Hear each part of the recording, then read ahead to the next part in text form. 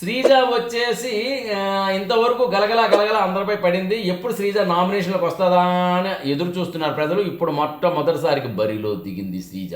నామినేషన్లోకి వచ్చింది. ఇప్పుడు నామినేషన్కి వస్తే మరి ప్రజలు ఓటు వేస్తారా, ఓటు వెయ్యరా ఈ శ్రీజాకి అనేది పెద్ద క్వశ్చన్ మార్క్గా మారింది. ఎందుకంటే ప్రియా మనం వెళ్ళిపోవడానికి కారణం కూడా శ్రీజ యొక్క సపోర్టే. తగుదనమ్మ అంటూ తుత్తు అంటూ రావడం వల్ల ప్రియా వెళ్ళిపోవడానికి కారణమైంది. కాకపోతే ఇప్పుడు శ్రీజాకి సపోర్ట్ ఎవరు లేరు కాబట్టి తన ఆట తను ఆడుకోవాలి కాబట్టి గెలిచినా గెలవచ్చు. ఎందుకంటే శ్రీజాకి తగుదనమ్మా అంటూ ఎవరు వచ్చేవాళ్ళు లేరు. అయితే ఈ శ్రీజాకి ఫైనల్గా చెప్పాల్సింది ఏంటంటే హౌస్ మీట్స్ అంతా నువ్వు జా జా అంటుంటే మాత్రం బయట ప్రజలు నువ్వు ఆజా ఆజా అంటున్నారు.